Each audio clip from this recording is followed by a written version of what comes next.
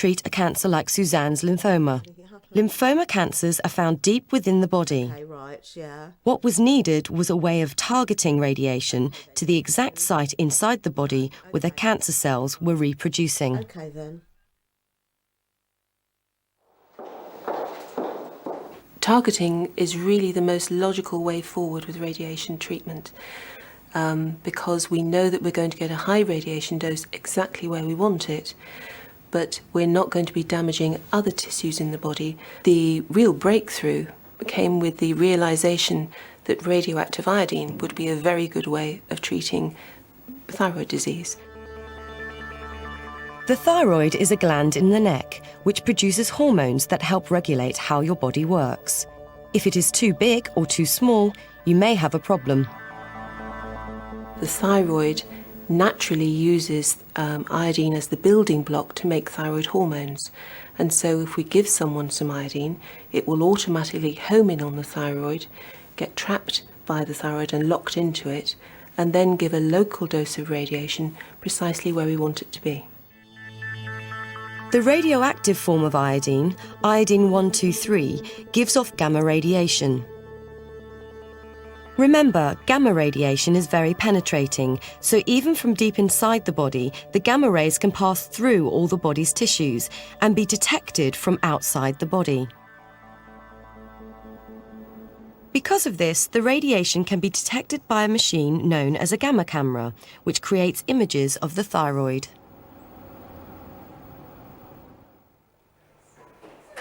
Checking for problems in the thyroid by using a gamma camera involves a team consisting of a radiopharmacist and a radiographer. The radiopharmacist is responsible for drawing up a dose of radioactive material, in this case iodine-123. The team set the dose so that enough radiation is emitted for the procedure to be effective, but the level of radiation exposure to the patient is kept to an acceptable level. This is checked using a dose calibrator that can detect the level of radiation from within the cabinet. Although the gamma radiation given off by this syringe is safe for a one-off dose to a patient, if you are exposed to it every day, it could have a damaging effect. So to prevent this, the radiopharmacist works behind a lead glass shield. Inside the cabinet, protecting his hands, he draws the radioactive material from a lead pot into a lead-shielded syringe.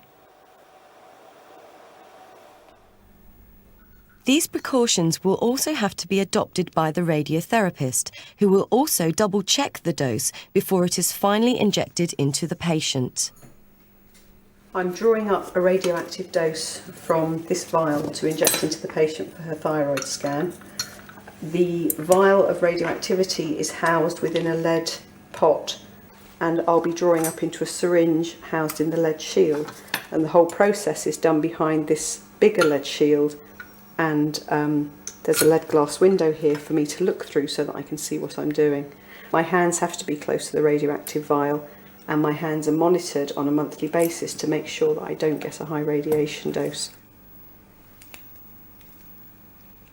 Once injected, the radioactive iodine collects in the thyroid and gives off the gamma radiation, which will pass through the cells, emerging from the body, where it can be picked up by detectors in the gamma camera.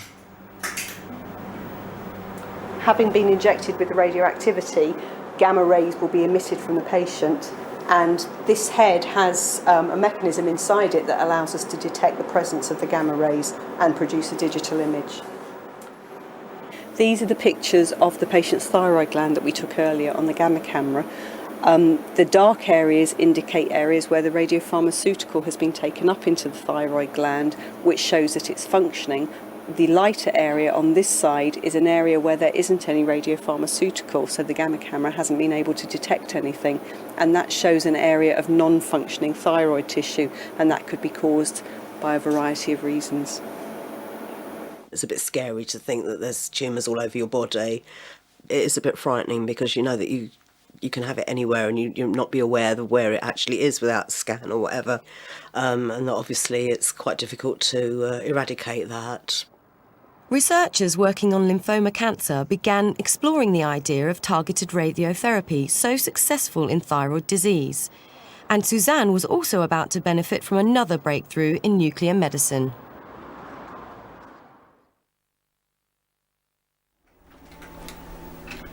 In the last few years, there have been some incredible developments using radioactive materials in scanning. This is thanks to the development of something called positron emission tomography, or PET scanning. A PET scan detects gamma radiation, just like in the gamma camera, but is much more sensitive, and different radioactive isotopes can be used to investigate different parts of the body.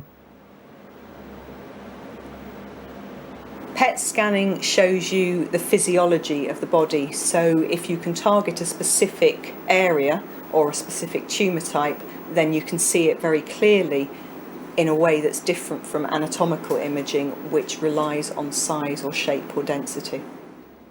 And PET has a special way of being able to pinpoint active cancer cells. You can label a radioactive molecule to a glucose molecule, and cancer cells use more glucose than ordinary cells, and so more of the radioactive glucose will go into the cancer cells, which allows us to see them clearly above the normal background. This is the PET scan that you'd get using radioactive glucose on a patient, and the dark areas indicate parts of the patient's body that is metabolising more glucose than the normal tissue should, and that would indicate that there's some disease in those areas.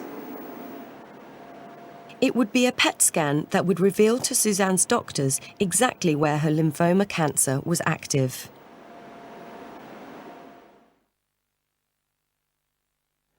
Okay, Suzanne, we have got your latest PET scan back, and I'm sure you're anxious to know the result of that. As we expected and perhaps didn't want to see, there are these two hotspots of activity here and here. Yeah. The doctors knew where to target a treatment. All they needed now was a way of delivering it. Dr. Potter first mentioned targeted radiotherapy a long time before it was available in the UK. I understood that this treatment with the radioactive isotope attached to it would actually target the bad cells rather than the good cells, so it's going to be a positive thing in that respect. There is this new treatment, which I know I've talked to you about previously, which is a form of targeted radiotherapy, and I think we should consider that. Okay. How does that work? The radiotherapy is in the form of a chemical which is linked to an antibody molecule, and the antibody is a protein which will specifically bind the lymphoma cells here and here, but leave the rest of the cells in the body alone. It won't bind those because it's recognising a protein that's only present on the lymphoma cells. And then the radioactive chemical will emit the radiation that kill off the lymphoma cells in that area, and we'll see by doing further scans whether we get a response. Okay. Hello, Suzanne. Already? This new therapy offered hope to Suzanne because antibodies can flow all round the body, locking onto lymphoma cells wherever they come into contact with them. And again, draw the contents. And in targeted radiotherapy, the antibodies have an atom of yttrium-90 attached to them that emits beta radiation. Because beta radiation only penetrates cells for 5 millimeters, it only has an effect on the cancerous lymphoma cells to which it's delivered. Yeah, I feel absolutely fine. Good. Chemotherapy makes you feel very, very ill because it's hitting good cells and bad cells. This treatment hasn't made me feel ill in that respect at all. If it can actually bring benefits, then it's obviously got to be a good thing. If people don't go into researching this, then people like me could be dead years ago, and it's only through the research that's been carried out that I'm here today, and hopefully I'll be here in 10 years' time. For the teams that work in nuclear medicine, developing the techniques that help treat patients like Suzanne is one of the most exciting aspects of the job. Nuclear medicine has to be one of the best kept secrets in medicine in terms of the potential for expansion over the next few years. I think it's one of the most exciting career opportunities in medicine for a whole range of different disciplines. You really are at the cutting edge of everything that's new in the field.